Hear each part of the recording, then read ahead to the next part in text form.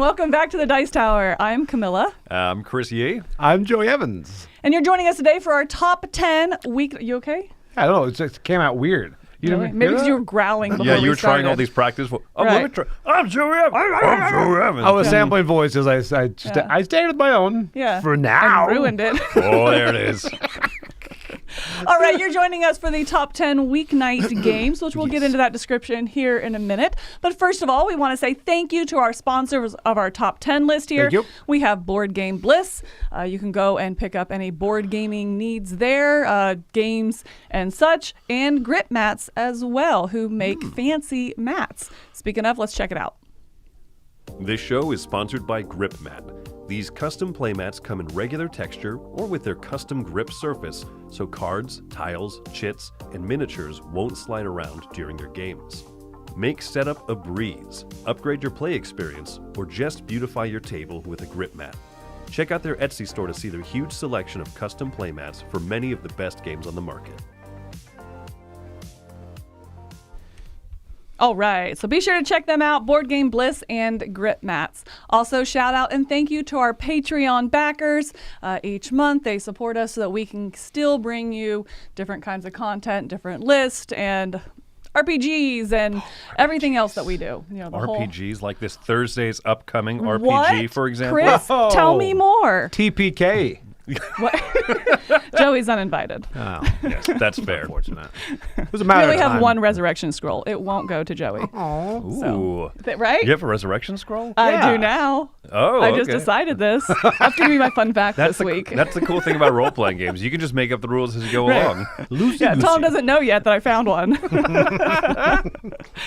Yeah, so again, thank you to our Patreon backers. All right, top 10 weeknight games. This is a category that I love and adore and is just so very near and dear to me because it's so hard to get games played for me during the week. I agree. It's either time or it's mental energy or emotional energy or dinner burnt. I mean, whatever. There's a whole plethora of things that just get in the way of playing games on weeknights for me.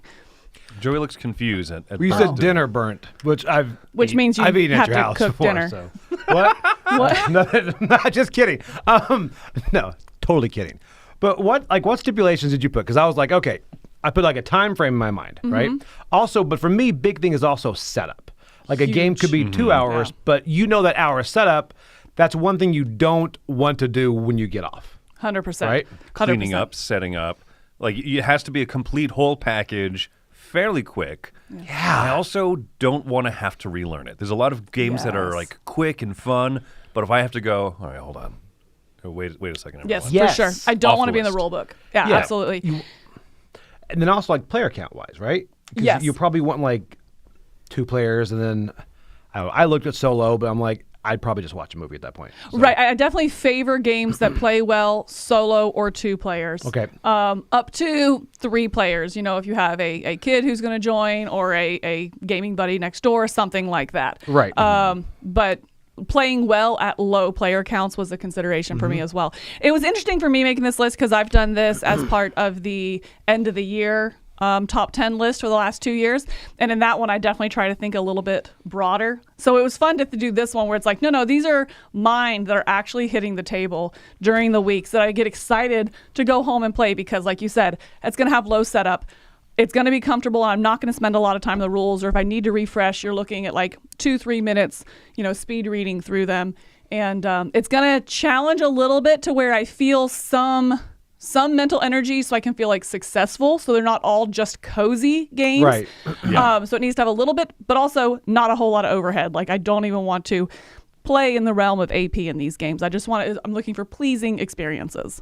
Yeah, nothing that's going to be too stressful. There are some games that have good tension, but nothing too stressful. I don't have any, for example, like real-time games on here. Right. Oh, I can't imagine that. Right, yeah. That's let's a good play point. Let's play a nice little game to wind down before bed. Right. That's yeah. true. Oh, yeah. Exactly. Yeah. So, all right, with that, let's jump in here.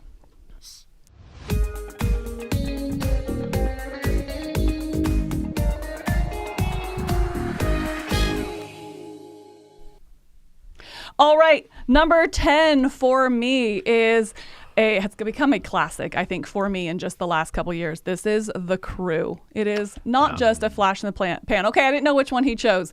And honestly, I didn't choose when I sent this to Andrew because I was like, I don't know, I'll let him choose because I don't know which one. I think that I tend to go more towards the deep sea one, but the classic one is just so comfortable to me. I've played through that campaign, the whole way through. I know which scenarios are my favorites to pick up, whereas the deep sea one has a little bit more random setup.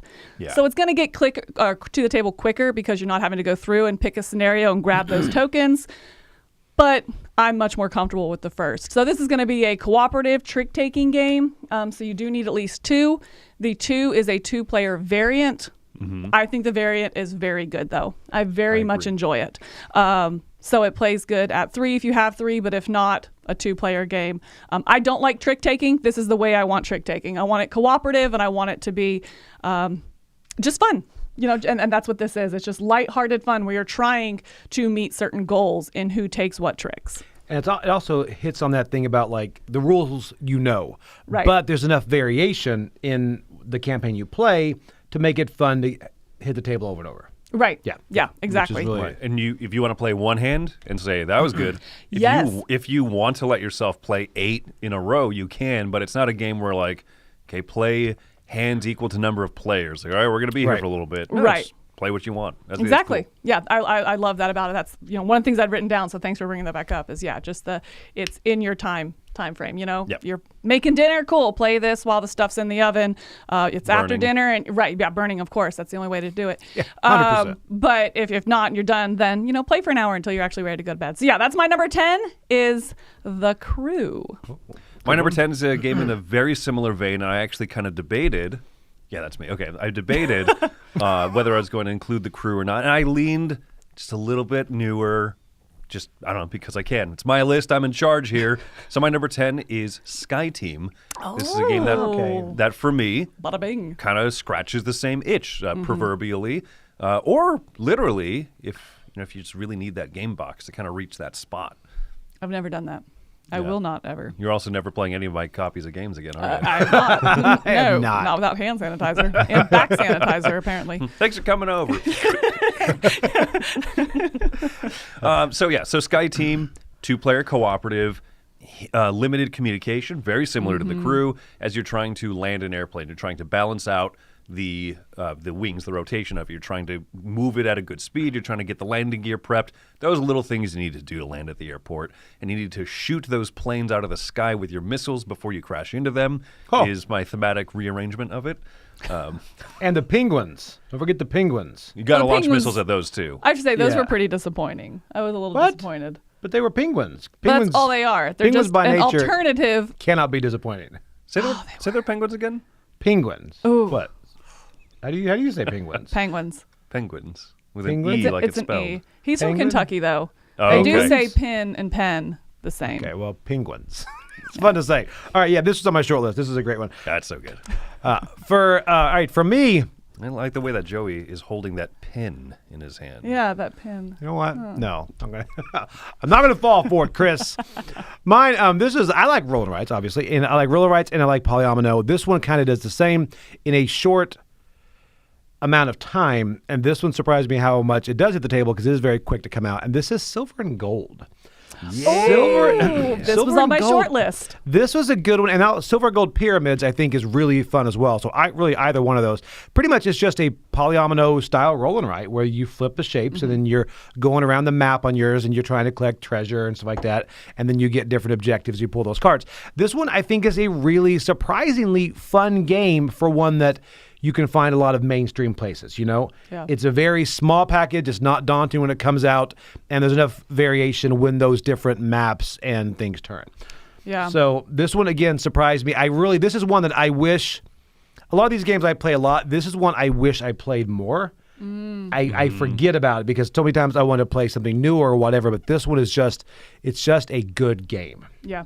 I think I prefer the pyramid one. I know I do. I think it has a little bit more with those goals that you're racing to and that kind of stuff. I think it was a really good second edition. I'm also glad they didn't come out with it right off the bat. I Right. mean, Silver and Gold's Took been some time, out yeah. for a while. Like, I like that. But yeah, I think in my mind, like for me personally, because these lists are very personal, this one was on my short list, got bumped off because I put it more in like a travel category.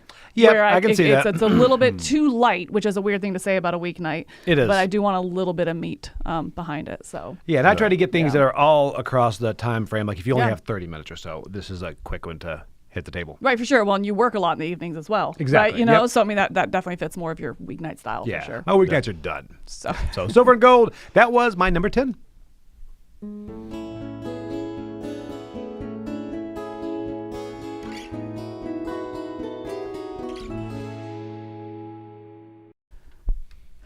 all right, my number 9 is one that I was very surprised to not only like, but like as much as I do. It is based off a video game, and it is, I know nothing about the video game at all, so I don't know if it's a good iteration of it or re-implementation. But this is Age of Wonders Planetfall. Really? Yes, Yeah. oh gosh, I'm just happy looking at it. This one just makes me happy. It has a engine building feel. It's not engine building, but you're building into your own asymmetry here. There's different classes of aliens or races of aliens, I guess, that you are allying with and using your military to overtake them to get different Yeah. bonuses. I just find it's a great combination of open drafting, you know, where you're going out and reserving certain cards.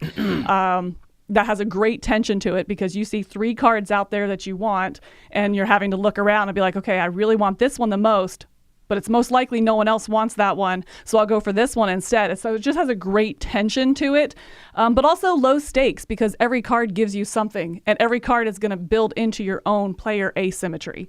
And I just Okay. find that's a really low stakes tension, if you will. It brings the tension of an open draft and that really player interaction, but without all the angst behind it either. It's just really low stakes. So this is nice. It is a little bit, I want to say a little bit more to set up, but only because there is a little bit more upkeep. Every couple rounds you have to clear out the available cards and set it up with the next round.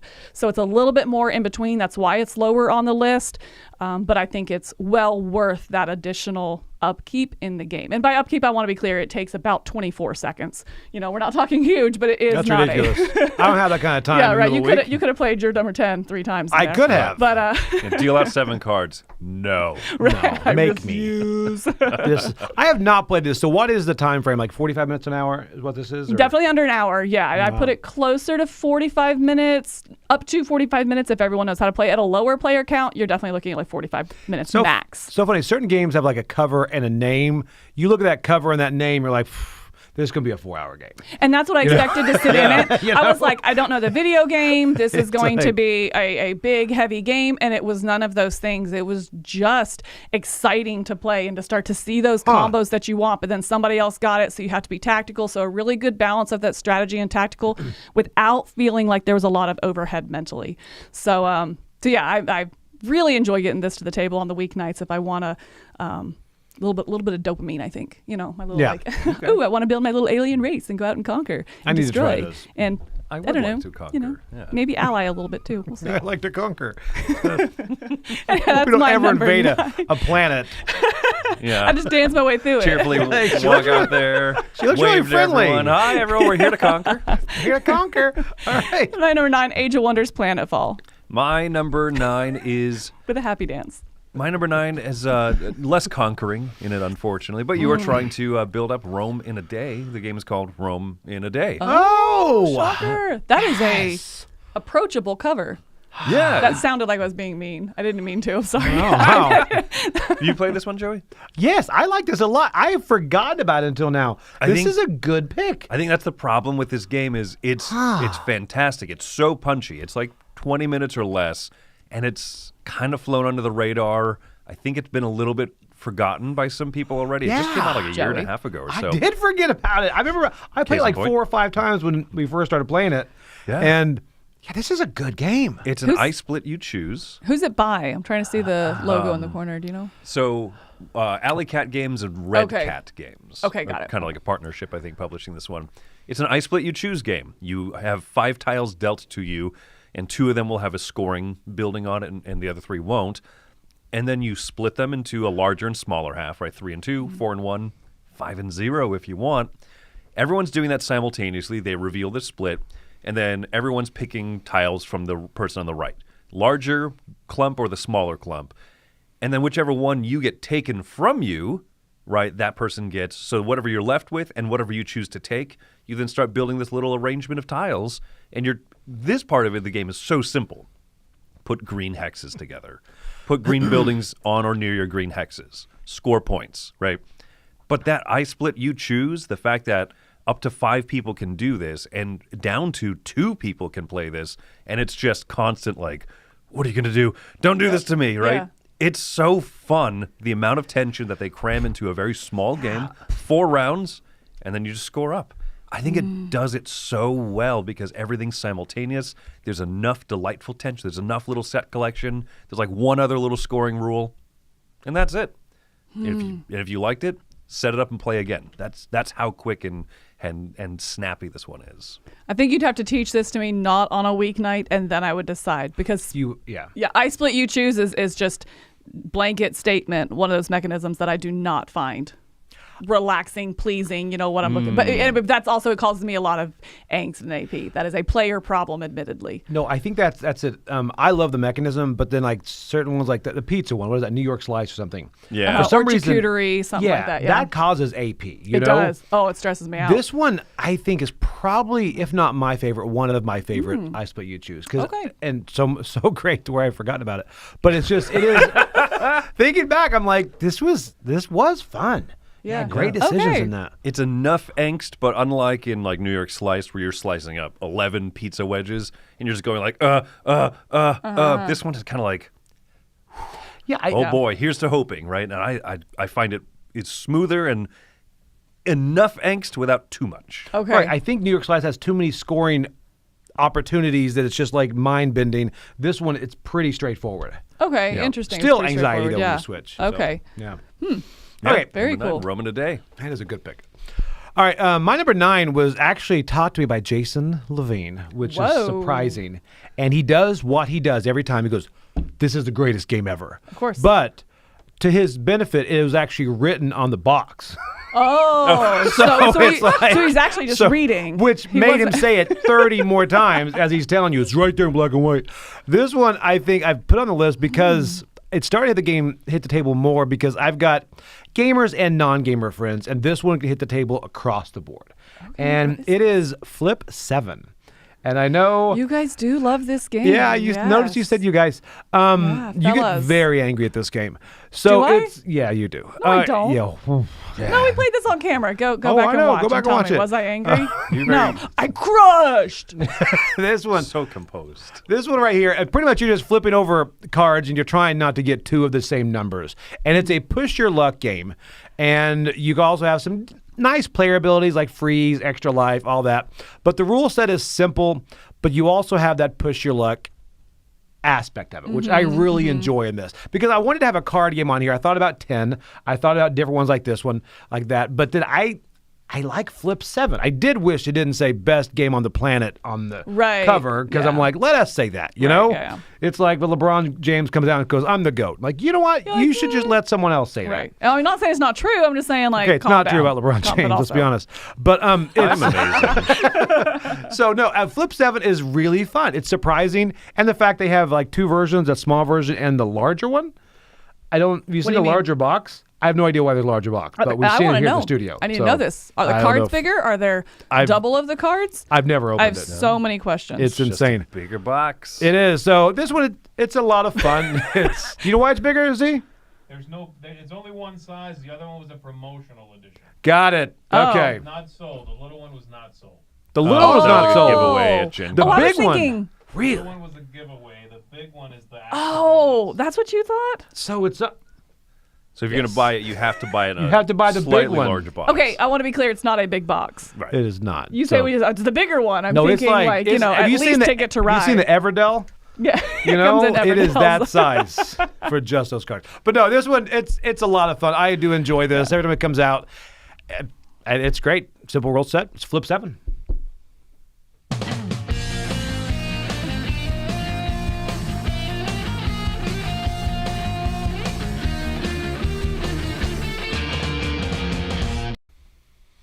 All right. My number 8 is one that we talk about. I want a game that's going to give me some interesting decisions and player interaction without causing, or not causing, because again, it's a player issue, but leading to that AP, which I can be prone to.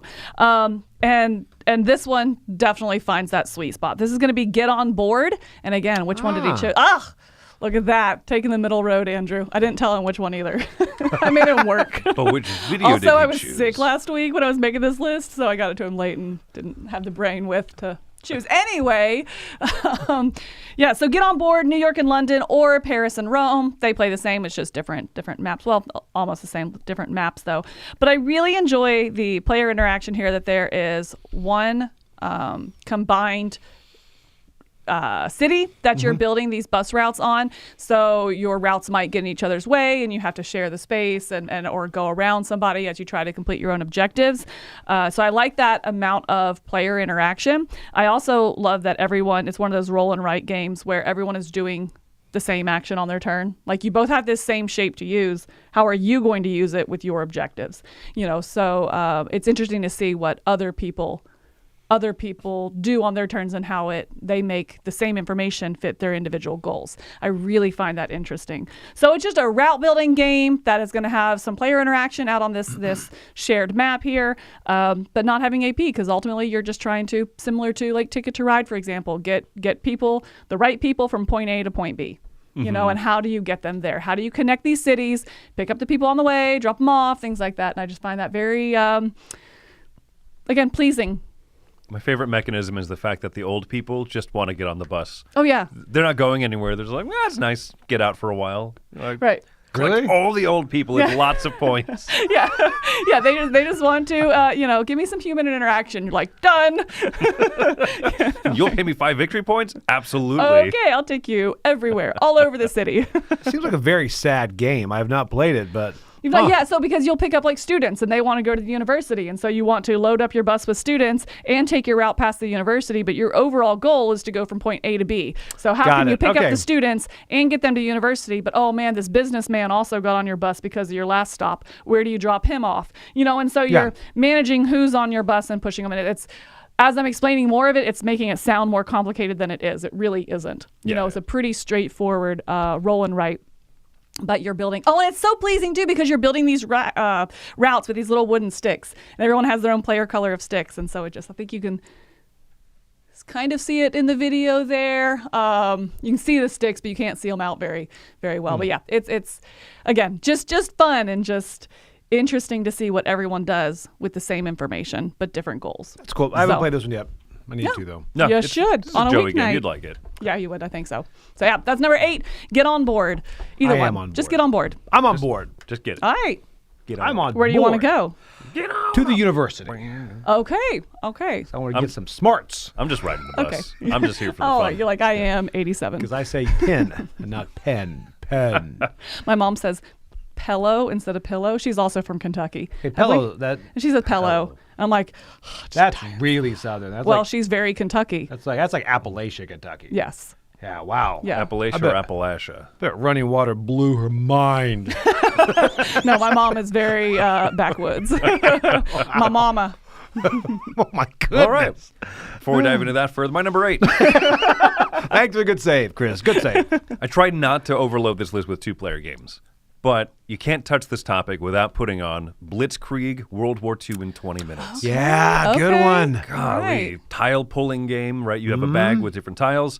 It is not particularly asymmetric, but everyone is going to have, I think it's the same bag, more or less. Yeah. You have 2 tiles at a time, and you're placing them out onto one of 5 zones or districts on the board, like the different fronts of World War II. And it's mostly like a tile-laying tug-of-war game. It's Right. not really a war game, but well enough. Looks like one. Yeah. Yeah. But the whole idea of just trying to have the little marker on your side, I tend to not love. I tend to not like tug of war games where it just feels like, oh, I'll just undo what you did. But there's enough limitations and there's enough bonuses. You might go to a spot where you know you're not going to win the tug of war because that action is so important, or it's going to minimize how much the other player's going to win by, how much they're going to score for in that area. Right. So like, I better jump on it now. So there's all these like pleasant competing priorities in a game that is pretty smooth.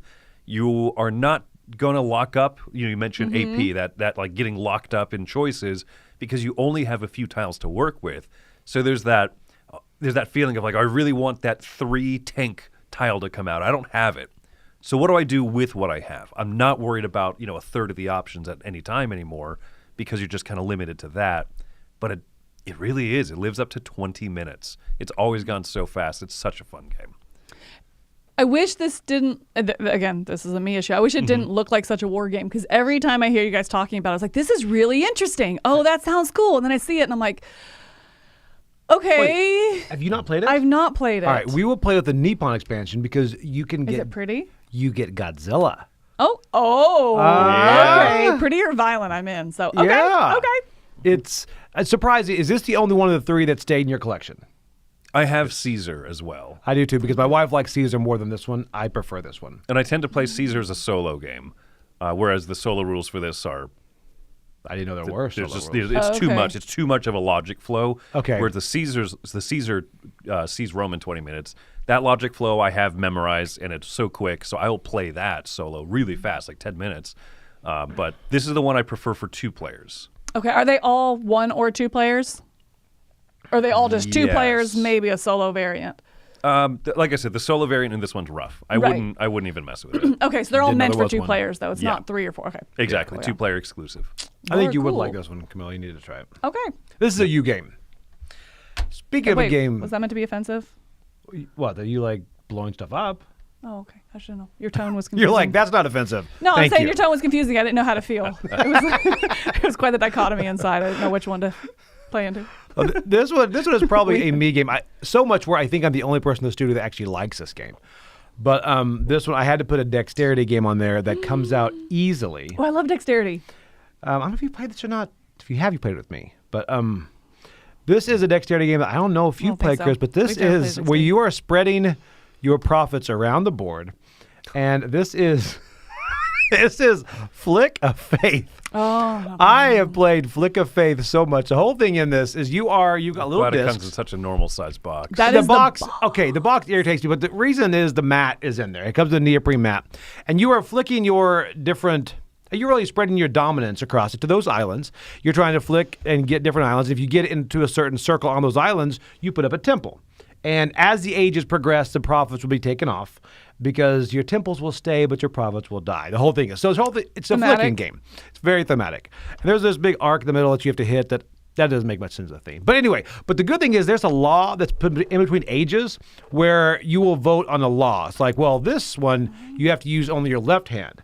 Or you have to flick blindfolded or with your eyes closed. So you go up or down which one you want to go. So it changes every round, and it's pretty fun. There are different abilities for different gods and things.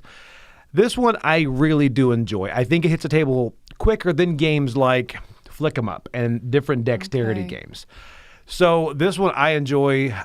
It hits our table a lot. It's in my top 100 games of all time, but it's one of those. And again, the box size is so frustrating. That is the only thing on this. It goes like sideways in your calyx, whatever. Wow. But what are the complaints of this game? So you said you're the only one that doesn't like it. What? I don't know. I think it just kind of disappeared for a while. I know Sam liked it, and I just don't think I got any buzz. I think if you okay. play it, I think each of you have Okay. you guys played it I've played it with you. with me? Yeah, and I you think- loved it. I think the thing is that it's fun, right? Flicking out of the different islands, little area majority type of thing, but it's not as zany as like what's that one? Dungeon Adventure, the one where you're like Catacombs. No, you're not in no. Dungeon Party? dungeon. What is it? It's the one where you're like throwing the dice onto the target, but like you have to do it like you know, ooh, yeah, yeah. you have to do a Yeah, hundred. yeah. It's not as zany as that. No. It's competitive. So if you flick into the ocean most of the time, then you're like, oh, that prophet drowned again. You know, Got so it. it's, I Okay. don't know. It's Dungeon Fighter. Yeah, that's right. Dungeon Fighter. There Yeah. it is. Yeah, good pull. Oh, no, Mike Heller From is the one from the chat. From the chat. No, Was not I knew me. what I said.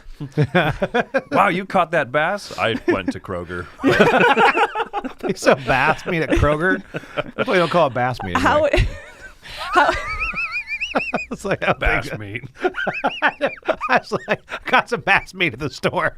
Something Camilla's mom would say. Where in Kentucky did you grow up? Hold on, we need to compare. I grew up in Kentucky too, so I can I say know, that. right? She yeah. pronounced it bass. Oh, yeah. How does this compare with like Sonora? Sonora, I think Sonora has more depth to it because it's more of Okay, like a okay. flick. There's also a roll and write element of stuff. Right, Sonora, yeah. right? Yeah. I think that's more of, I don't want to say more of a game, but it does Yeah, seem like okay. But it more is of true. a game. This one, the one Loopy said downside, this stopped at the table for a while because you have that one guy who just flicked as hard as he can, just chaos, just flip everybody out. That is my 12-year-old. And it's so it's like, okay, that's less fun if you just want to wreak havoc. Got it. But Agent yeah, of Chaos, yeah. but it hits the Okay, table interesting. quickly, so that's why this I'd be is interested in that. my number 8 flick of faith.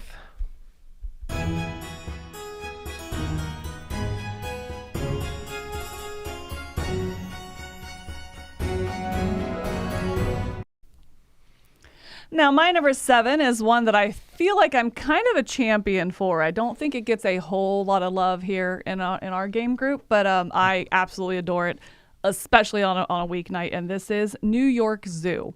I think it fits so well in the weeknight category because it's just a race.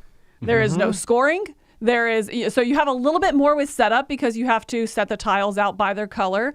It has a rondelle in the middle that you go around and choose the tiles from in order to fill out your polyomino tableau here as you're seeing. And the game ends when somebody completely fills their pen. And that is all. Well, like, it's just a race. It is like instant done. They won. They got it done first. You said pen. I did. And I was like, did she mean pin? I did not mean pin. That is a genuine Words are thought. hard. That was a genuine. So I really, really like that element of it. It's worth that little bit of agree. extra setup and teardown because the game at the end, it's like, oh, and you won, done, wow, great job. And it really feels kind of like an efficiency puzzle because it's not just trying to get the biggest pens possible, because bigger pens fill up your whole park quicker, right? Except for you're putting animals in there, and at certain trigger points during the game, if you have two animals in a pen, then they will breed, which fills it up quicker. However, as soon as one is completely filled, one of the little polyominoes, you get a bonus in your whole park here. So it's this really interesting dynamic of, do I take a smaller pen so that they fill up quicker, but they're going to take up less room in my board? Or do I go with a bigger one because it's going to take up more spots, but then I'll get, maybe not get the big bonus, on those different, I won't have it done in time in order to get that bigger bonus. And again, when it ends, it ends. It's like, and you see it coming every time. It's like, ooh, we're both down to 4 spots, or, okay, I have more spots, but you have those 2 tricky 1 spots, which means you can only get the one square tiles if you complete a pen. And you're not anywhere near completing your pens, or that animal's not breeding soon, something like that. So I really enjoy this one. I think it plays well at the different player counts as well. So yeah, it's very nice to have a game that's a racing game that doesn't play like a racing game, but has the same ending of a racing game that just ends, no scoring, nothing, who won. Mm-hmm. No, this one's good. I think this is my favorite of Uwe Rosenberg's, blue period, his polyomino period. He forgot how to make farming games for a while and was like, just shapes is all I dream in. And also, this is the one that makes the most sense for separating the animals. Like, unlike all of his farm games, do not put that cow next to a horse. It will eat it. Right. And here it's like, they won't mate. Right. Hopefully. Well, they won't reproduce. How about Okay, that? there Is we that go. better? Yes. I know. Thanks, Joey, It's for making really this awkward. Crazy things out there. No, this one. New York Something to do Zoo. in Kentucky. New York Zoo is one of those that I played a couple times. I remember liking it so much I bought it, and I haven't played it since then. Okay. Because I'm like, this is great. Because, like you said, plays so quick, so much variety. I Yeah. really enjoy this. This is Yeah. a good pull. Good. Nice. Yeah. Anyway, that's my number 7, New York Zoo. Number 7 coming over to me is a card game. And one of the things I set out to do was not just flood this entire list with nothing but card games, because I easily could, right? And very honestly, this could be almost like 10 trick-taking and shedding and other little games like this. But this is the one that I play the most with my family. I play often at convention because it works with almost any setting. Can I guess? Yeah, go for it. For sale. Trio. That's right, Joey. That's what I said. Oh, This is one that it's one of those games that's better than it should be. Better than its component parts. Part memory game, part go fish, part just, find the 3 1s, find the 3 12s, find the 3 8s. But there's some magic about it because you play it once and it's fun, and people don't get frustrated when you're like, okay, Camilla, your lowest card is a 1, and she reveals a 2. You're like, well, oops, that goes my turn, right? But everyone just laughs together in a way that it just works well. You can only ask for each other's highest or lowest cards, and you're like, oh, that should make it easier. For some reason, it doesn't. right. And the best thing, though, is kind of like with the crew or with other games where you can just play round after round. I don't know how much time I have this evening, but it turned into 5 hands of this. Cool. By that 5th hand, you're like, okay, this card is a 10. You flip it over, it's a 2. You're like, that was last game, wasn't it? That was 3 games ago, when wasn't it? When they start like melding together. Yeah. That's when this game turns into magic for me. So, Interesting. Yeah. Yeah. I agree. I like this one. I think I play expressions more. I don't know why. For me, it feels like the same. I guess I don't know, but There's like a cooperative. yeah. Yeah. I do like this one though. Yeah, this one hits for a lot of people for sure. Yep. I know it's very wide range on that. Yeah, some people bounce off of it very hard, but I find that most people end up just taking it lighthearted and saying, oh, that was fun. That was worth playing. Right. Yeah. So this one is one from a part of a universe. This game is and it's a universe that this is one of my favorite games in it, and I'm the only one that likes this game the most. And this is from the role player universe, and this is Stone Spine Architects. Yeah, you champion this one. I like this a lot, okay. but I don't talk about it a third as much as you do. No, I really enjoy this. I think because as a kid, growing up in Hero Quest and stuff, I remember like building dungeons for my friends to go through when they were out of school or whatever. And this kind of gives you that same feel where you're flipping those tiles and you're putting them out and you're trying to create a dungeon with certain things. Like you're trying to create paths through your dungeon so you can get different monsters, different treasure along the way. Make sure you have an entrance and exit at the right place and everyone's doing the same thing. You have different objectives. I think this is just a really fun, quick game in that role player universe. But for someone that doesn't really play role player much, but this one I really do enjoy. You have those blueprints you're trying to match out in the middle, and you have different variety for every game. But again, it comes out quick. You teach it quick. It's fairly, it's not like card game level, but it's still fairly easy to learn. I think fairly easy for this at the table. So I really do enjoy this one. This is another roll and write, or okay, I use that very broadly, right? Roll and write, flip and draw, something like that. Like it's in that same category, right? I don't know if I would No? consider. Okay. Have you not played this one? I don't think I've played this one. I thought I Okay. had, but as you're describing it, I backed off that statement. It's card drafting. Yeah. Okay, but you're Yeah. not you don't have like a thing that you're drawing on? No. Oh, I thought you were physically making. Okay, I'm thinking a different game for sure then. The cards lay out and they Okay. have pathways, and so I Got it. see Okay. where you could say like, oh, like a lot of roll and write games are about draw Yeah. doorways connected to paths and stuff. Right. It And I has played that. one like that, and it I think didn't look like that. It so, has okay. a feel of a roll, which is interesting because, like, if the path's not there, you can add a trapdoor, you can add a secret passage, you can you can change up your stuff. It's like, well, there's no goblin over there. Well, there is now. There's also that drafting of tokens, and I think it has enough variety. I really enjoy this, and I'm looking forward to any expansions they have for this that don't overcomplicate the game. But this, I think, is a really good Stone Spine, which is one of the hardest names to remember. I called it Stone Spire forever. I don't know. I did the Yes. same thing. I as well thought. I thought it was Stone Spire. So Yes, yeah. so it's Stone Spine Architects. I think a spire is just such a fantasy Right. kind of term, right? The spire on top of the castle or on top of the Also, it's an architectural term. Yeah. Yes. Yeah. Yeah. So Stone Spine. Good So- going, role player guys. Jeez. So Stone Spine Architect is my number 7.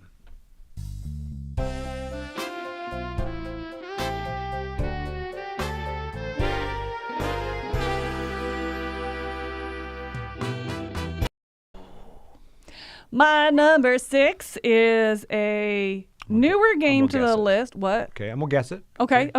It is I know it's very well loved, very well received when it came out within the last 2 years now. It's getting its second expansion here soon. The expansions are said to kind of rebalance it. It's in nature. It's cards. Back out. Oh, There's a cave, For a Shuffle? a bear. Yes, there it That's is. For a good Shuffle. one. Thank you. Thanks, Joey. Oh, okay. Oh, Joey likes it. I He do. hasn't said about any of my picks. What? No, he hasn't. I like Blitzkrieg. Yeah, Forest Shuffle. I really enjoy Forest Shuffle on a weeknight just because it's kind of like it when I was talking about Age of Wonders Planetfall. You never feel like you have that wasted turn. You know, it really is about that efficiency and choosing a strategy to go into.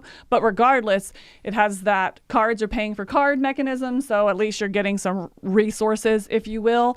And you're just looking for those great combos. A butterfly comes out. You get so excited because that's what you're playing into. And it'll really shape your strategy. Or maybe you are going to the bears or you're going to the doe strategy. Again, I know the expansions with this are said to kind of bring the balance to it. Maybe I don't play it enough. I haven't played it 100 times, so I haven't. Right. That hasn't bothered me, I guess I will say.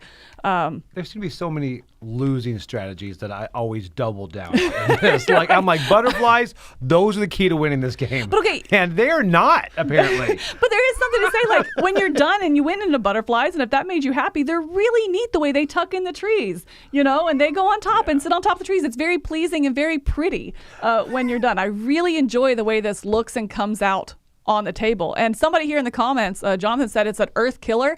It does have kind of a similar vibe to Earth, but on a weeknight, I can sit down and play this, and I don't have to think about the rules because the rules are very simple. The complexity, if you will, comes from the individual cards and how they all have a little bit of powers and kind of building your strategy around that. So if you're not wanting to play it real deep, cool. Pick butterflies and go into butterflies, or pick, the hares and go into hares, or whatever it is. Pick one thing, right, and double down on it. But if you really want to get nitpicky, and you can't. It offers that flexibility depending on, where your mind is, that night. This is one that Alex and I played a lot, right? So we had like Kyle and Tori where they played it. They're like, hey, we're going to borrow this. And it was one of those moments that, when you let somebody borrow it and then you see their score pad and you're like, right. So we've never played with them. We were getting like 200 or something. They had like 400. We're like, okay. I just assume it makes me feel better to assume they're scoring wrong. I was know. like, Yeah, okay. Okay. Yeah, this is great. Right. Yeah, it's one of those games I thought after a few plays, I wonder if there's enough variety here. And then you play with someone who goes for literally an all-tree strategy. Yeah. You're like, they were really close to winning. Well, it seemed pretty good. I play a tree. Every time I plant a tree, draw a new card. It's a tree. Yeah. Uh-oh.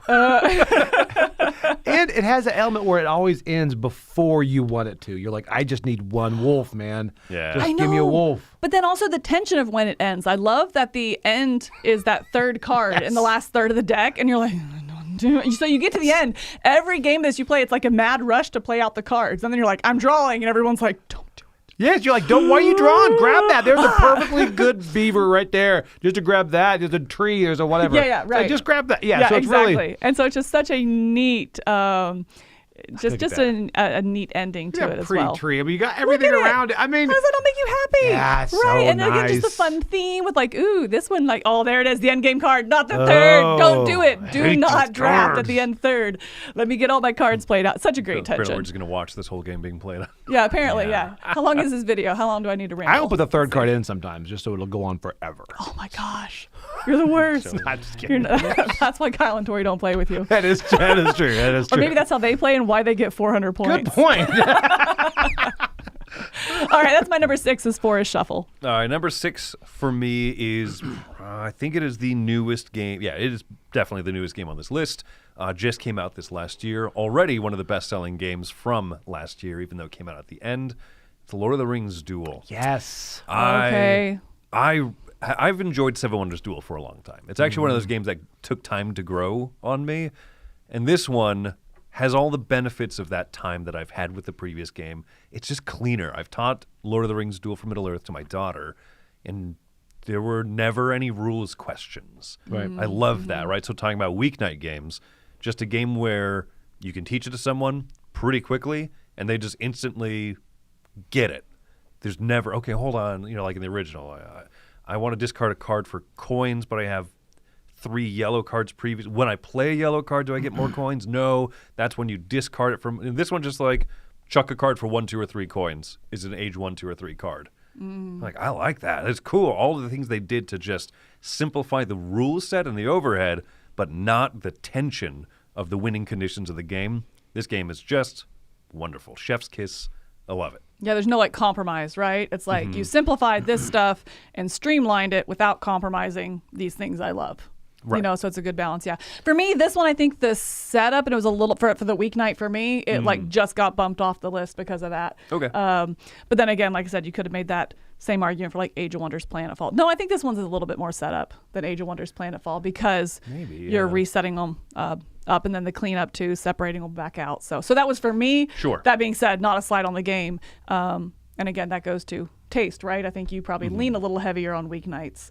That's probably true. So yeah. This one for me, it's honestly, it was like, I don't want to get here, the Cult of the New, put this on my list. I'm glad you did because otherwise this would be on my list. I love this. But and we you're played not this. going to call him Cult of the New. No, That's quite restrained. I let Look Chris. at you cultured Chris is taking the beast. bullets for me because this would be on my list. This was you and I actually played this at the beach. That's how did. quick it comes out. We're Wow. like, well, I don't know what island. We were out there, and it's just, again, this one has enough wind conditions, but they're not overwhelming because you can see everything. You're like, okay, just make sure that area is good. All right, and then of course the acrylic track is for me. That's the Seven Wonders Dual Killer or whatever. That little. It's just. It's silly. I'm like, I just want to watch that. You know? Yeah. That's hilarious. I've yeah. never won that way, but it's just that's one of the most fun parts of the game. Yeah, definitely. I think I definitely am in the minority. I very much liked this, and I think theme and look and all that, but it just slightly pushes out of weeknight for me. Yeah. Okay. Because of also, like you said, the multi-win conditions, just a little bit too much A little split heady. mind. Sure. You know what I mean? Like, again, it's done. It's a race. New York Zoo. I'm done. Boom. Walk away. Yes. Yeah. So anyway, yeah. All right, there Yeah. you go. Number 6, Lord of the Rings Duel for Middle-earth. Good call. Very good one.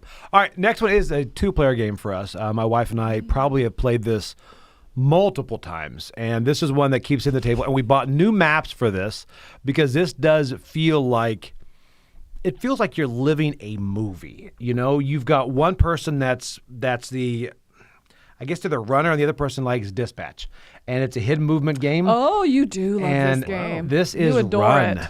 I love Run. This is one that will go. We can use the same maps, the variation of the different weapons, and not weapons, tools, I guess. But everyone has their own. You're running around the map, and as you play, the game gets more involved. And this feels like a movie because if you find a crowbar, all of a sudden you can get in and out of buildings through any through windows, In things real like life. that. Just like in He's real life. talking. And Yeah. just like a real life. And I then tested it. You've got zip lines. And it plays so quick. And the scaling on this, I like mind management as far as like hidden movement and stuff. But that one, the leveling up is almost complicated because if you level up, you have to then balance it out. You're like, okay, so what am I going to play at this time? This one is really good at balancing a player that's not very good with one that is really good, or somebody that's new. Which one are you versus Alex? I am so good at this game. No, I'm not. I mean, sometimes this can get a little mind numbing when you start using all those, the different ways to get across. And you're like, okay, this one. Because my favorite part of hidden movement games is hearing the conversation when you're the one, right? When they say things like they couldn't possibly be here, and you're like, that's exactly where I am. Right. But See, for me, I'm like, I couldn't possibly be there. Why? What No, did I do? I did do I mess second- up? I do You're second right. I guess. couldn't be there. Yeah, I know. That My does. bad. So being able to do this at 2 players, I think is good because hidden movement for me is one of my, I really love that style of game, but it's hard to have them hit the table. So this allowing one that's 2 players to hit the table, I think is great. And again, it just has that Mission Impossible, heist style feel to it. Very cool. So Yeah, and the I'm gonna play artwork this on it one. is great. Yeah. So Anyway, so that is Run by Fowler's Game is my number 6.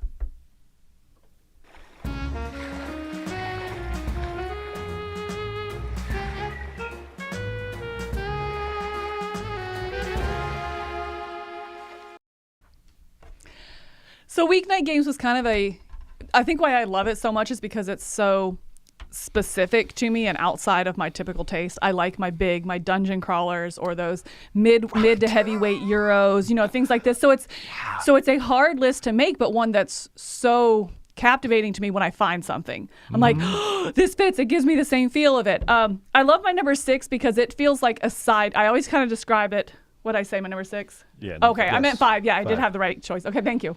But I love my number 5 because it feels like a side quest in Andor, Legends of Andor. And it is Dragon Keepers. I feel like you are given. I understand Fabio. it doesn't play like it, but it really is the same designer. It's the same who is also the artist, and so that's probably where a lot of that feeling comes from. But it feels like you are in a town in Legends of Andor, and rather than going out questing, and taking out orcs, you are taking care of these dragons and raising them in your pens. Maybe I like pens. Maybe that's a key to the weeknight game. I agree. I like farming, Absolutely, apparently, on a weeknight. Farming for bats. Yeah, so in this one, you are raising these dragons. I love the feel of push your luck in it. I don't know that I would call it push your luck mechanism exactly, but the cards you can play out into your tableau are indicated on this book down on the table. So you're going to be drafting these cards, but as you draft the cards, it changes the number and the color of dragon that's out on that book. That number and color of the dragon is what you can play. So sometimes there's like a blue dragon, for example, like here, and you want to draft that up. But as soon as you do, that number 1 on the back of the book is going to come down and replace it. Yeah. Which means no longer can you play one dragon. It might be like a 5. And you're like, oh no. And so it has this, I want that blue dragon, but I really like what's on the book. Other times you just draft a dragon hoping to luck into a different number or a different color dragon. Like right there, it went to 4. And now you're like, I got to play 4. What is that, white dragons or maybe red? I can't see from here. And so it has a great tension to it. I really like it. I think it's similar to, which one were you talking about where you're like, it's just that surprise end? Forest Shuffle we were talking about, right? When it comes, you're like, the tension. Yeah, which was that great pick of yours, Joey? That's right, mine. Yeah. Oh, that's right. It was me. Wow. Oh, You were brilliant. so tough. Yes. No. And so I really love. I really love that. You can kind of see the end coming, but man, depending on, it has this great follow action. So again, here, if you're playing your 4 red dragons, everyone else has that opportunity to play as well. So you think the end is coming, but then all of a sudden everyone else was coming up for the same big turn you were. So all of a sudden the game ends. It just has a great build to it, a very relaxing gameplay without sacrificing, a relaxing gameplay without sacrificing the tension of your turn. I agree. And I like that a lot. It's just pleasing and really interesting decisions to be made. Everything about this, like the artwork, like from that front adorable. Dragon, who's just like, it's like, hello, villager. It's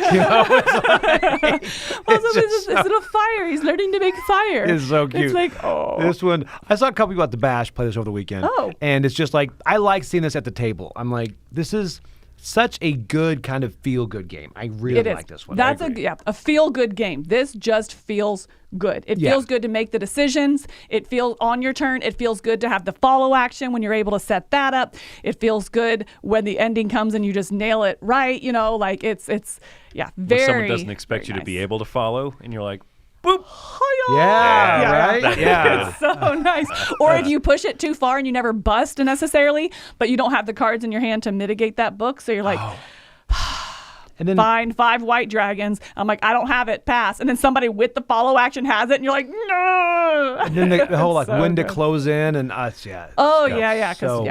So many good decisions in this. Yeah. But also light decisions at the same time. Right, You know, without having that overhead. So yeah, my number 5, Dragon Keepers. No, it's a good My one. number 5 kind of harkens back to one that you picked earlier, actually. I like making routes, right? And so this is a flip and right style game that is very, very quick about making little subway routes. It's called Next Station London. Okay. This is actually part of a trilogy, so you can pick up any of them. Next Station Tokyo or Paris Or are all great Lexington. as well. Lexington, yeah. Louisville. Next Station Barstow, California. So in London, though, the original of the 3, which if you're going to pick up one of these, start here. I think the other 2 do fun, wacky things, but this is a good starting base. And in this one, you just flip over a card. Everybody is drawing a different subway route out, but everybody has a pen of or a pencil of the 4 different colors. Never heard that word be mentioned so much in an hour, by the way. Go ahead. I actually wrote it down as my new goal. I was like, pigs don't matter. It's all about the it's like you pen. both had a calendar that said today we're going to use the word The word of the pen day, yeah. this many There's times. actually Yeah, you email. must assume that I have like a second grade word of the. Your word of the day is pen. P-E-N. Can you say pen? Okay, sorry. But anyway, yeah. So you're just drawing out the different subway routes. I love that. If I'm working on the pink one, flip over a card. I'm drawing that one. Milla has the green pen, and then Joey has the blue pen. He has the Soul. blue pin. Pin, But, yeah. No, it's fine. And so just the fact that everyone is drawing on a different route at a time, and then at the end of the round, you pass the pencils around, and then you shuffle up the cards, play again.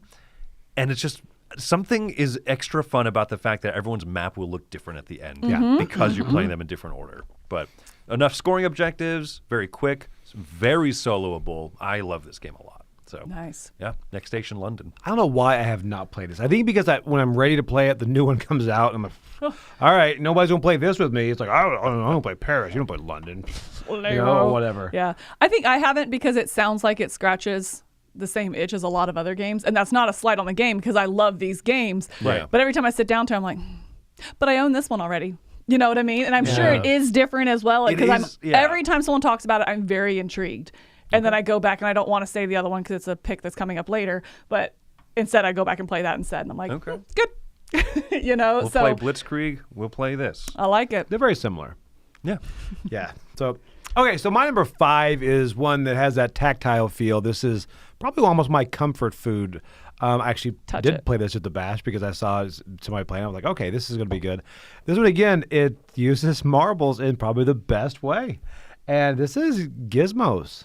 I didn't think Really? of this for some reason. Okay. Gizmos is one that All right. it's a fun didn't engine either. builder, you know? And again, I love the fact that I was so disappointed in this when I first heard. It's like you're making these creations like this fair, science fair. I'm thinking this mousetrap style game. And then you're like, oh, so you're not really making it then, right? But then this is so fun. You grab those colored marbles, you're going to go and lay out your engine. And again, you get to see when it's going to end. When they have so many of those, I think it's 16 or something. You have 16 of those contraptions out there, and you see it. And then scaling on this too. It's like, okay, if I file, I mean, all of a sudden I'm cascading all these things. I grab Yeah. a red. Because I grab a red, I get one of these, and it's like, woo, woo. So it builds so well that you're like, I've got 2 marbles, but all of a sudden, in my next turn, I've got 9. You know, Yeah. because of all that building. This is a great game, and this is one that's surprising the fact that there's not a lot of expansions on this because this has legs. It's still getting played today, Yeah. and they just have not revisited this, which surprises me. Simon doesn't know how to support some of their smaller games like this. Yeah. I agree. Yeah. So- You know, so maybe they lost the IP from marbles. But it's like talk. I Coming know, from Simon, Jax. it's like I know a guy you can talk to. He owns the thing. He's good. But but yeah, I think this is a great game for me. It's one of those hit the table quick. It's fun. Yeah. So I think that was a good pick. Yeah, it's definitely been too long since I've played it to be able to put it on a list like this. You know what I mean? Like I Yeah. didn't think of it because I haven't played it in so long. But, but you would play it again, right? Oh, for sure, absolutely. I this just is one of haven't my all-time thought of it to play it. Yeah, you know. I think this is just an omission on my part. That's a great Okay. pick. Thanks, Yeah. Joey. All right. Yeah. So Gizmo, my number 5.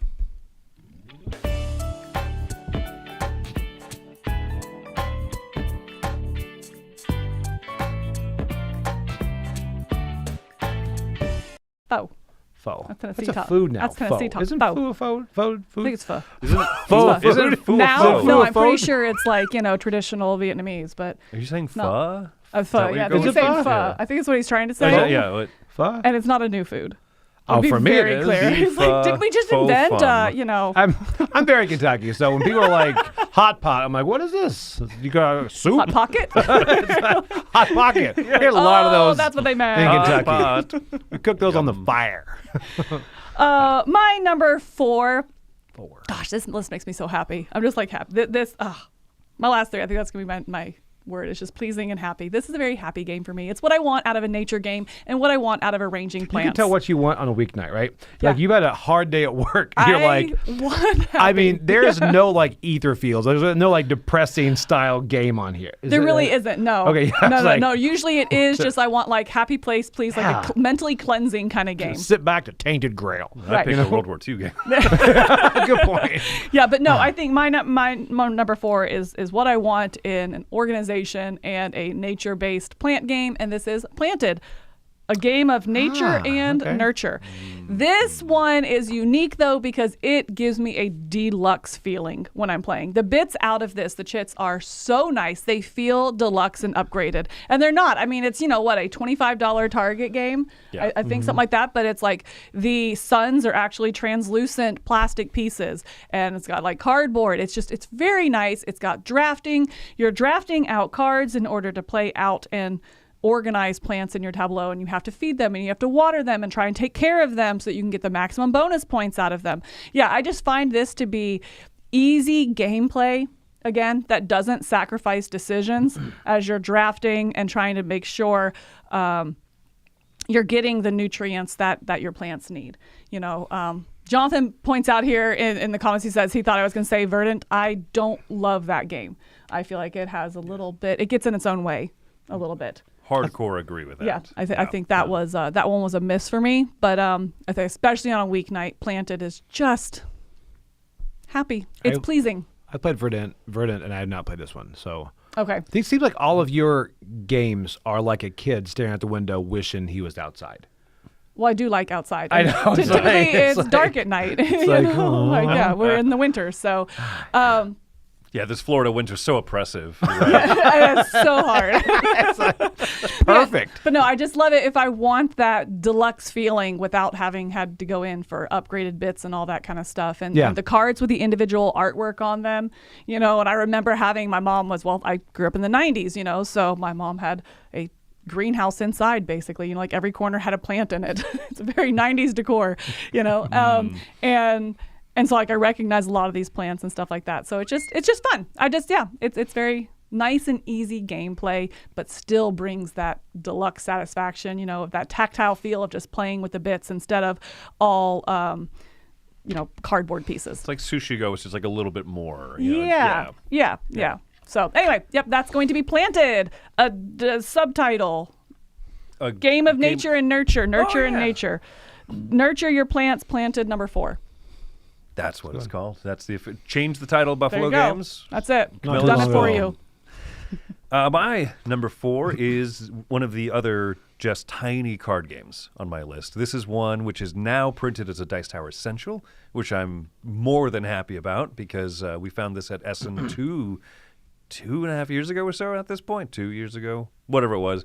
The game's called Vegetable Stock.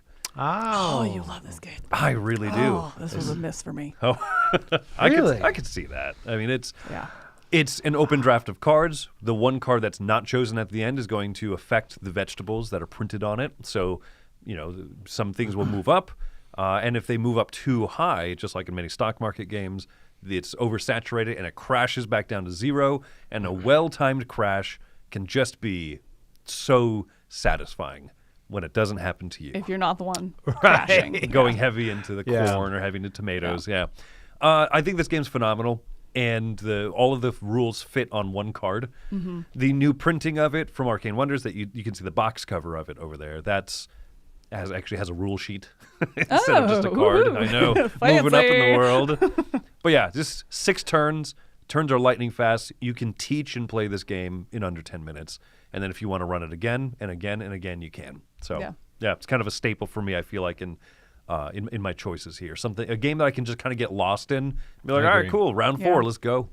And this is one of those. It's a good one. I feel like this is a game, if I played it and didn't know where you stood, I'd immediately be like, this is a Chris game. You know what I mean? And it's one of those mechanisms that we just disagree on, that we just have different taste in, which is fine. But this one feels like a Chris game. Yeah. So this checks out. And I think it's also well received, so that makes sense. Mm-hmm. Not makes sense. You're not alone, is what I meant. You're not. You are not alone. Never walk alone. All right, Joey's pick. All right. This one, I'm wondering how you guys are going to feel about this. This one is my only like loophole kind of almost placeholder in there because this is a style of game that I really enjoy. You're not gonna like this one? I'm getting ready to dunk on you with You the force of are- 1,000 LeBron James. Uh-oh. The self. I think Z disagrees on this. Okay, Ooh, no, you you're played. getting huffing and First of all, puffing no. from Z. You know what? No spoilers on Z. This one is a placeholder game, Give and Z a this mic. is. This is gonna be. This is. He's And I'm nervous. gonna, You're sweating. let me He's so explain this pick, nervous. all right? Let me Aw. explain this. It's okay. I also Your want hands to are touch your freezing, by the face. way. Hey, But you're. it should feel good then. This is Oh, they are. Clank Legacy, and I say this is What? It's, okay, wait. Hear me out. All right, hear me out. This is Clank What? Legacy is a placeholder for a legacy game. Let me tell you why. I use Saturdays and stuff as game days. We have the entire day. They're forever. You know, we have like Tuesday night, we have a couple come over and we'll play a legacy game. So you look forward to it. You've got one game you play. So there for a while it was Gloomhaven. We had people come over on Thursday nights. We're doing Gloomhaven. And people look forward to it. If you have a legacy game, it makes you get together once a week to kind of finish On that. Friday Hand me the potato, or I'll put it on the Saturday. But no, it's like one of these. Good call. Okay, but see, for me, it was Gloomhaven for a while. It was Clank Legacy 1. We haven't talked about 2. Okay, let me ask you this. Do you set it up the day before? Yes. Oh, okay. Then. Yeah, this is pre-set up. You're there, and Yes. you're going to say, "Hey," and we had people when we played Gloomhaven. It's like it was a countdown on their home screen, like to where they know, "Hey, we're doing this Tuesday night," and people look forward to Okay. it. So it's really for me, it's like a D&D night because Saturdays and stuff, it's game day. You have 8 people, you play random things. This is what we're going to play that night. You know, it's like Oathsworn for you. Yeah. You know, like Oathsworn, you play that on. Wait, do you know weeknights? No. Anyway, Also, you're it's like not a helping, 6-hour game, You're not so- okay. Yeah, that is true. That's a much longer game. Yeah. This is Okay, but I mean, I the think first one was an hour game. But like Pandemic Legacy, for example, if I was Right. playing through that, I would do that. But again, the caveats, I want to set it up the day before. Yes. And it's with a group. We all know the rules. We're just learning the little tweak on the rule. You know, but even then it's at like the limit because I mean, you're looking at an hour and a half and then the cleanup time and then like the, you know, whether it has leveling up or whether it has changing your deck or stickering your, you know, whatever the Right. legacy element is that extends it. It is rare that it would work on a weeknight. It has to be the right group, early setup, really know the game, you know, kind of be in the zone and the vibe. And this was, you're right, Pandemic was another one we did. And it made you get together the same people every week. Yeah. And it kind of almost build consistency in that. And you're right, you can do it on a weeknight, a weekend. But for me, this one for me, a legacy style game. That is a shorter one. You're right, Oathsworn would not fit in because Right. it is more of a meatier legacy campaign style game. No, y'all played this and you'd be in the back room for like 3 hours. Okay, that was 2. We have not talked about 2 yet. There are some. Oh, okay, This am I is thinking 1. that 1 one? really does. It's an hour to play 1. Toss that tater. This is. Yeah, no, I could definitely see if you're playing through like. Okay, you played the second. Okay, this is Clank Legacy. Getting the tater. The goat. Okay. Oh my gosh. So yeah, that's Yeah, I think that's it to me. It would need to be the right legacy, like a Sagrada legacy, or like My Right. City, something like that, or like Z said in the comments, Pandemic Legacy, something like that. I don't know Clank for sure, okay. Z but is. you said Gloomhaven. See, in okay, your not Gloomhaven, defense. In your not defense. That's when I here. was really. That was during the pandemic. I was unemployed. So it's so that's it. And Z has played Clank Legacy 2, which is a totally different animal. Not to spoil that, it is not an hour to play those. Not spoil that, but Okay. your review is So, up, right? Okay. Yeah, this is literally an hour you're playing, and then you're ready. to It move on. literally better be. It is. I will save that thread You for are off camera. overusing the word literally. Pronounced literally. All right. So anyway, my number 4, which is a very popular one, is a legacy game.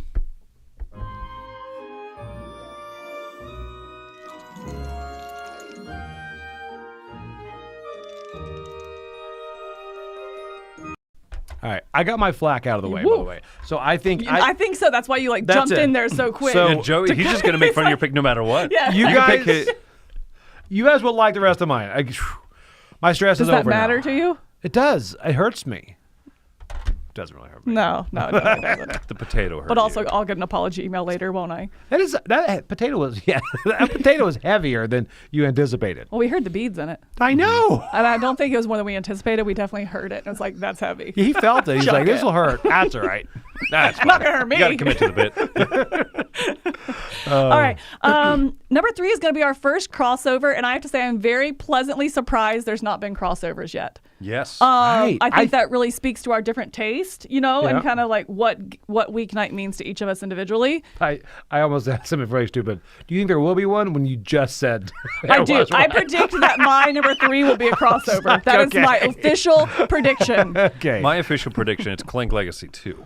It is not. That is not. It's a crossover with Chris, though. That's why it's not Clank Legacy 2. Vegetable stock. That's correct. It's Sky Team.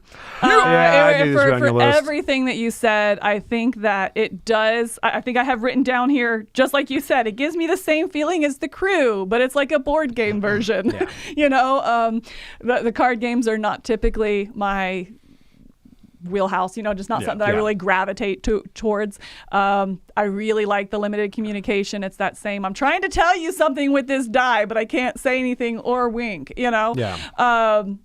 And so it's just a great tension because they, you know what dice you have, so you can take care of certain stuff. But the other person that doesn't know that is stressing, and they're like, why haven't you taken care of those airplanes yet? What do you mean? Why haven't you steered? Are you going to turn on the brakes? Turn on the brakes. And so it just has this interesting tension, not just what are you going to do, but what is the other person trying to tell you, but also why haven't they taken care of that? I guess you're confident in that because you haven't done that yet. Right. Or if you play with Camilla, you just get a look that goes, That's not. To be fair, all you do is take coffee breaks. You're like, is this not important right now? I do. Turn 1, he's like, coffee.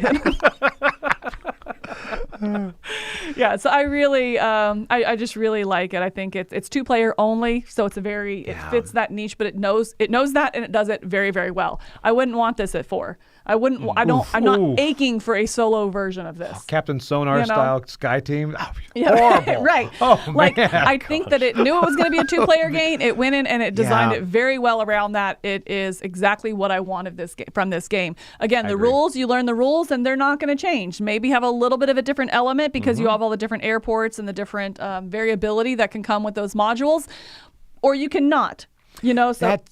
Go ahead. No, yeah, I agree. This is on my short list to make it because you're right. The modules on this add to the fun of the game. Like even the ones that you have to re-roll the dice every time, it just adds that really cool little element to it. Right. It's like a little bit of chaos. It's a little bit of chaos, but sometimes in your favor, sometimes against you. So again, it just elicits so much emotion. Sometimes it's tension, sometimes it's success, sometimes it's disappointment. There's just such a range of emotions that's felt in this game in a very short time frame, very limited rule set, very straightforward, just a clean design.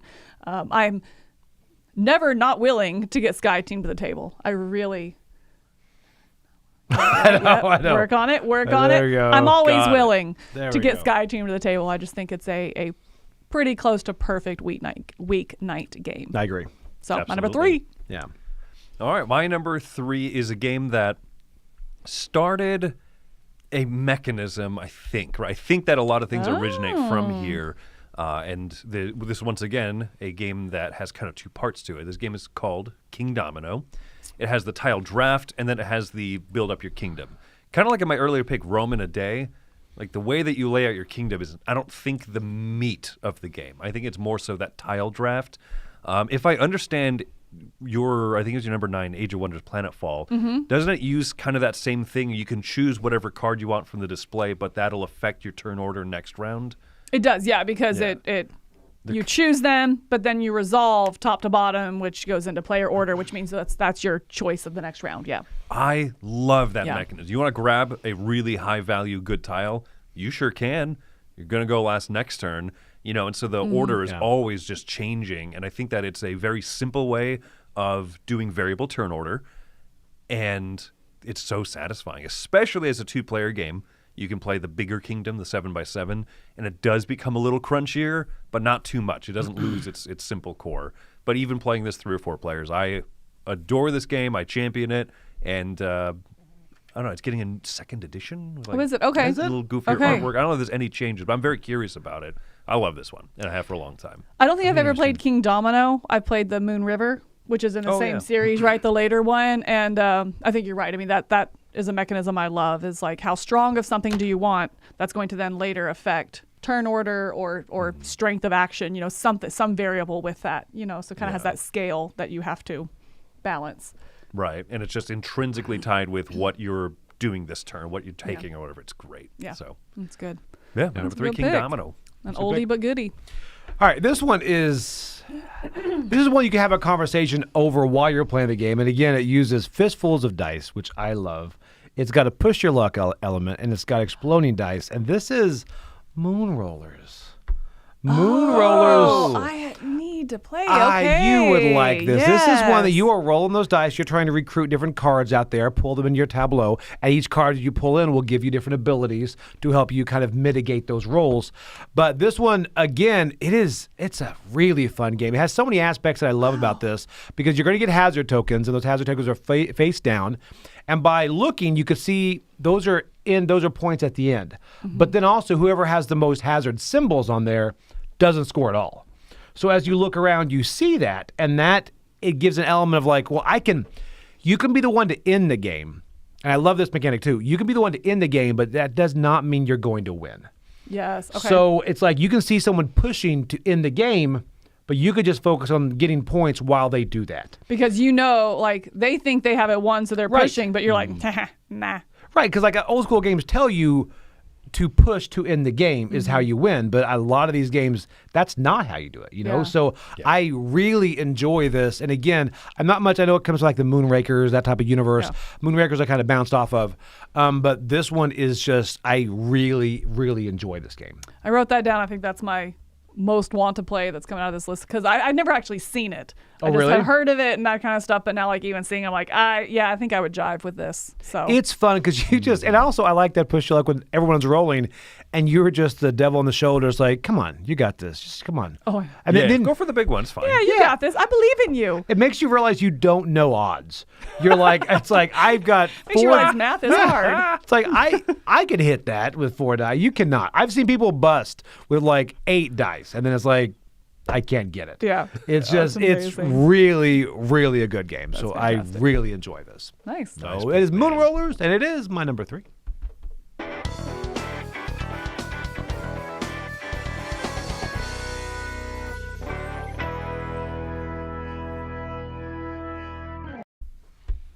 All right, my number 2 is going to be, I think, how to say, the smallest big game of my list. This is the Reno, Nevada of your list. It is a tiny box, and there are not many components, but somehow it feels like the heaviest game on my list when you play it.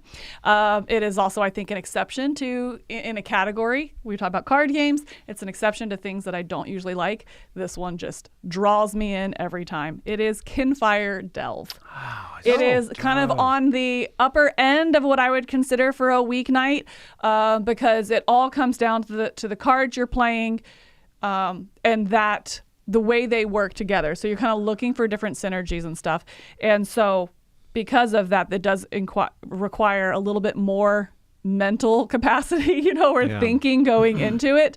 And it also plays, unless you lose really quickly, it's going to be a solid hour of a game, And so because of that, it kind of pushes the limits of what I want in a weeknight. But man, does it give you such a great experience. Like I was saying, I love the big games. I love the big universes. I love big dungeon crawlers. This feels like it in a deck of cards. And so you can play solo, you can play 2 players, you can play 3 or up to 4 if you have multiple boxes here. So there's 3 different boxes, and they're all just different characters and different baddies. So with one box, you can play up to 2 players. With 2 boxes, you can play up to 4. I think all the decks have different personalities, so you feel really unique when you're playing. And it just, my favorite way to play it is at 2. Because I think you have a good synergy kind of boosting each other's actions. But that does require like that communication. Like, okay, I'm going to go for this combat card over here and I'm going to play red. Can you boost me with the red as well? No? Okay, well, let's do this one instead because I have a card that I'm going to ignore the bad consequence if I'm not clearing that card off.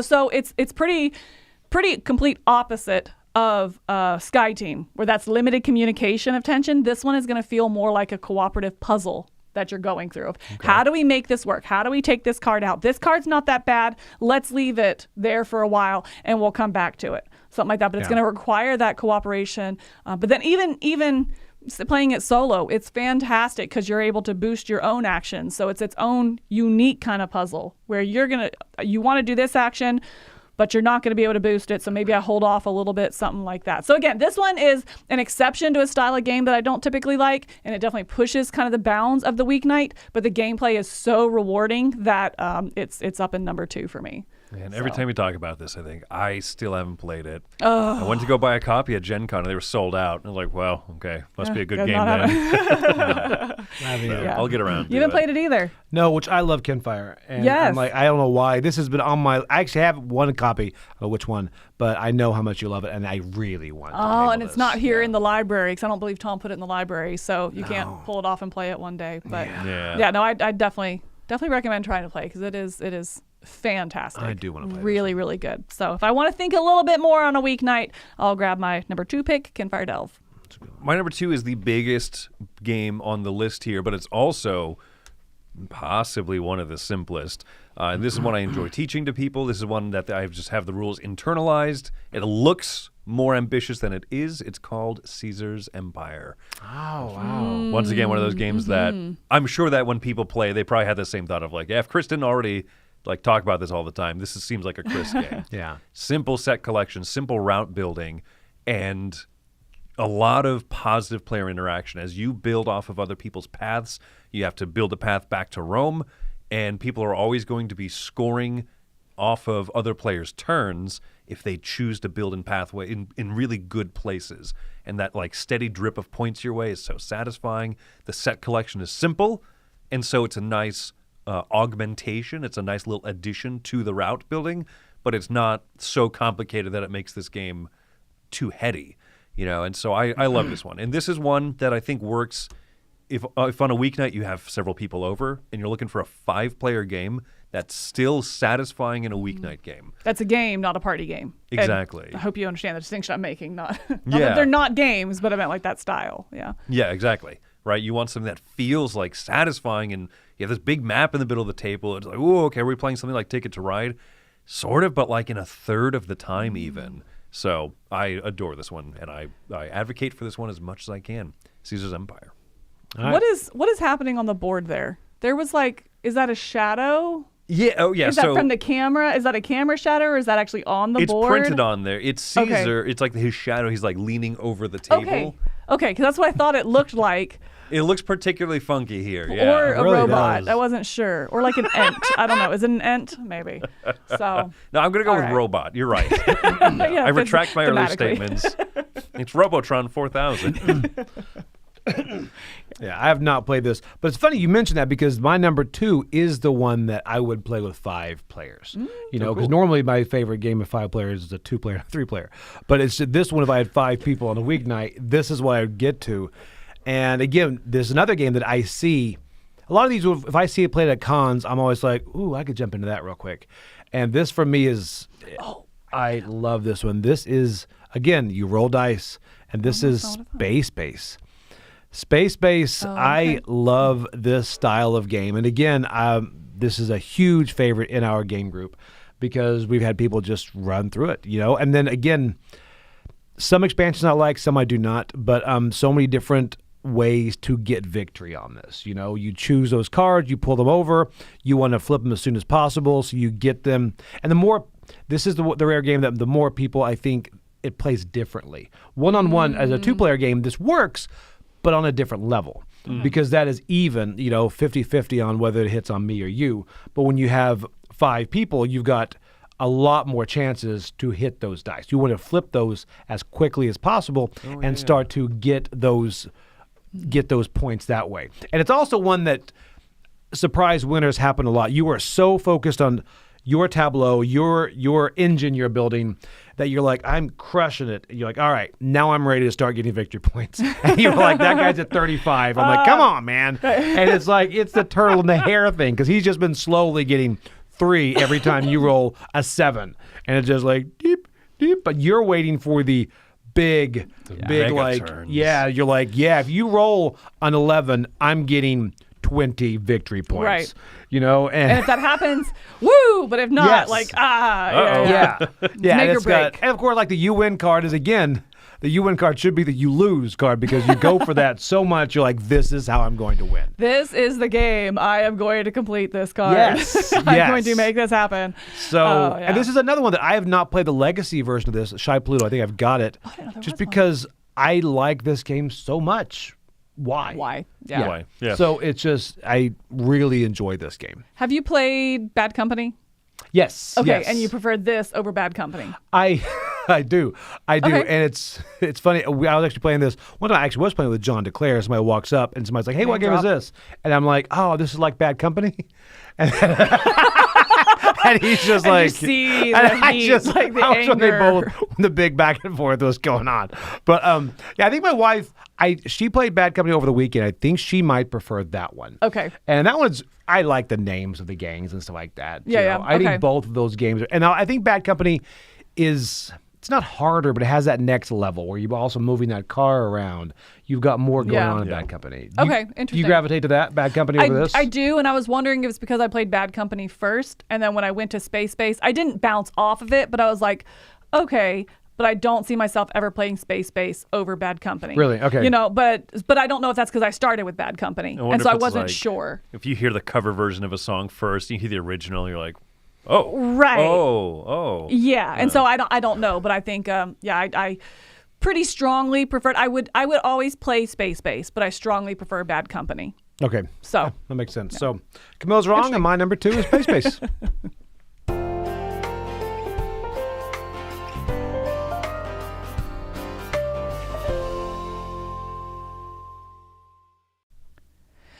all right, my number 1 I think is a perfect weeknight game. It is the first one I thought of. It immediately, like I usually when I do make these lists, I go through and I put down all the possibilities and I come up with 15 to 20 games, and then I go through and I put down, all right, this is my number 10 probably, this is my number 9 possibly, this is this, and I go lowest to highest, and then move them all around in between. This is one I pulled up the list and I had my 15 to 20 possibilities, and I was like, number 1 done. And it never moved. I think it is close to a perfect weeknight game. It is also close to a perfect game for me in general. Wow. This is Welcome to Your Perfect Home. or just Welcome to, Oh, as that's it's a called. good one. I Especially on adore this game. those weeknights when you have 100 people over. Yeah, absolutely, as I often do. No, I mean, with that, it's one of those that you can play over Zoom, you can play over Skype. I did a lot of that during the pandemic lockdown. I love it solo. I love it whatever the player count. I love the variety that comes in the different boards, which are going to give you a little bit of a different goal, or you can just play the base one with the standard layout and neighborhood. So I absolutely adore this one. It's one of those that it is what I compare every other roll and write, flip and write to. It is like the standard to me, and it's in a lot of ways yet to be replaced. They scratch, and this is the one I was talking about. Oh, it kind of scratches the same itch, but I still go to this one every time. It's an itch that this one fills so perfectly. I'm going to make you all self-conscious about the way you pronounce every word. Every from E that and one. I. Yes, Yeah. thank you. This one's so, like we were playing this at I think a group of, it was like a game day that people are playing big loud party games. There was 10 of us playing this, and somebody walks by and they're like, "Are you doing your SATs?" Because everyone is like right here. Okay. Yeah. Got it. It's so much head down fun that this is a good. I forgot about this one. You're right. It's one of those that it's like it's just really such a good. staple that you do overlook it so often, but yet it's the one I Yeah. find myself pulling. And if I want to change it up a little bit, like I said, I'll use the zombie mat, or I'll use the Christmas one. The Is it Christmas one. Oh my gosh. Halloween? Or Yeah. if it's seasons, I'll play the season one. Yep. Oh, let's do the trick-or-treating one. I really enjoy that. And they're talking a lot about like the different ones. They have the Vegas ones, and then they Right. have the moon. I keep coming back to this Welcome To. I think the variety that you're using the same agree. deck of cards across all the different maps, and that's all. They recently, I didn't realize this. They have a collector's edition now, which comes with all the boards in it, alternate art by guest artists. So like Vincent Dutray has one in there as well, all right. and it comes with all the different boards, all the different stuff to play with it, the promos for it, and everything's dry erase. I do like that. Oh my gosh, it's because I definitely have the Yeah. older one and I just like laminated them all. So I just found that, or I just discovered that, and it just made me so very happy. Like I said, close to a perfect game for me in its simplicity, but has that tension as you are narrowing down your choices at the end of the game. You know, you're feeling like you're doing great, and then you realize like, oh, please don't draw a 6 or 7, even though I know that feels like it's a third of the deck. Please just don't. I really need right. a one pool. A one pool. Is that too much to ask? There's like, it is too much to ask. There's that as push your luck thing. You're like, I'll get it. Yeah, You know, I can I'll do get that. it. You're like, Absolutely. There's a gap between 11 and 12. Yeah. So this is just a pleasing experience, you know, and again, you can play this in even 30 minutes, you know, that is a and good so pick. it's a weeknight light game that I really enjoyed. My go-to on weeknights. So my number 1 is Welcome To Your Perfect Home. Very cool. My number 1 is it was actually said earlier, not a crossover. It was a prediction of a game that would be on my list. Joey. It is. Okay. So this is sort of like Welcome To. It's about homes. It about is? flipping homes. My number 1 is For Sale. Yeah. Okay. Oh, I see. Okay. Yeah. Okay. I've loved this game from the first time that I Yes. played it, right? Because this is one of those games that I heard Tom, I feel like I've heard Tom, Sam, and Zeve, right? Just for years talk about this game. It's a classic, right? And when I finally played it, I was like, it's amazing. It's both a classic and it feels like it hasn't aged a day. You know, I like playing plenty of games from the 90s, and sometimes you feel like, oh yeah, they don't make them like this anymore. There's something about this that just feels so fresh still. You auction off properties, you're auctioning off multiple at once, so it's really quick in the first half, and in the second half, you're doing a simultaneous reveal, trying to flip them for the most money. It's so clean.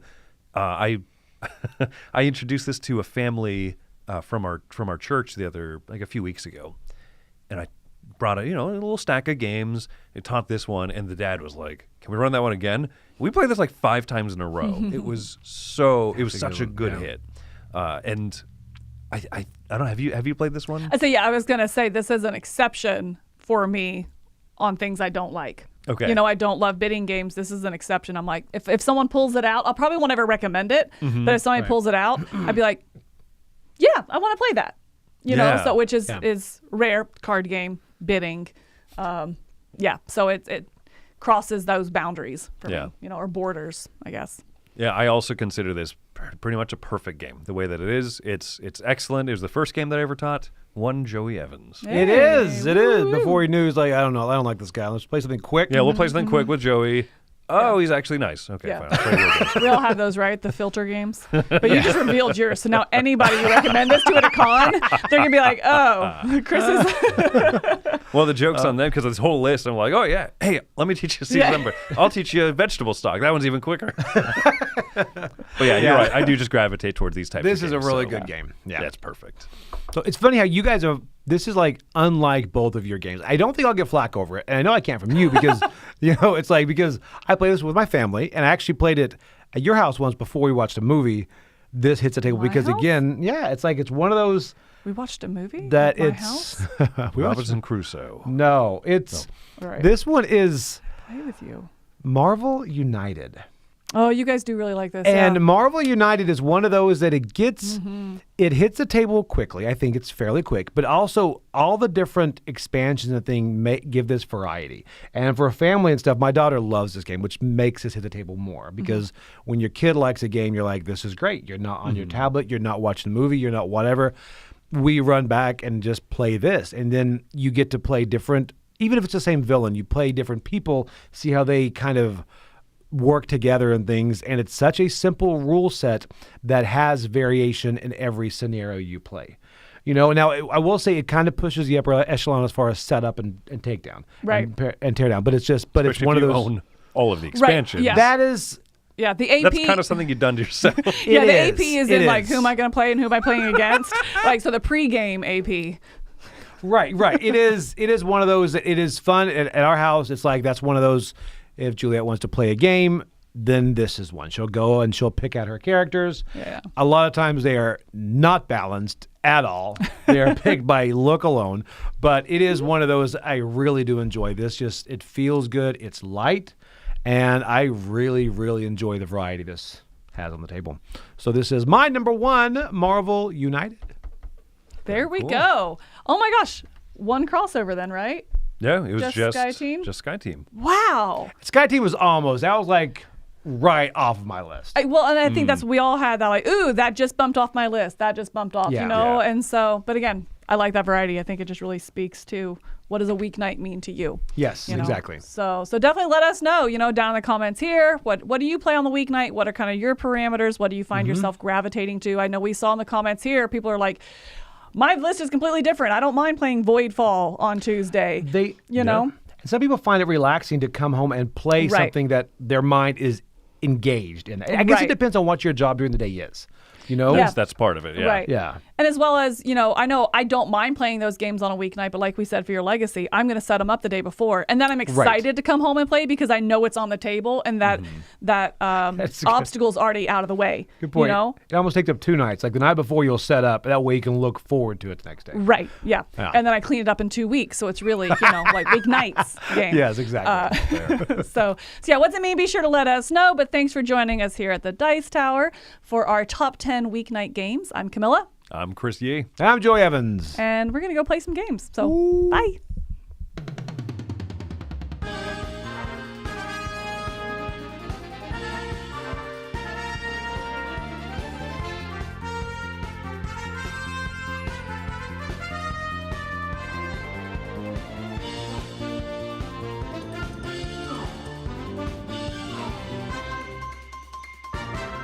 Hey everybody, thanks for watching another video on the Dice Tower. Hey, do you want to know what's going on with Dice Tower? Do you want to know about our events, our cruises, special things that we're going to do live in the Dice Tower? Subscribe to Dice Tower Digest. Go to dicetowerdigest.com. It's a newsletter that we send out bi-weekly. We won't use your email for anything else. It's just to get you some information about the Dice Tower so you'll be up to date. Thanks for watching.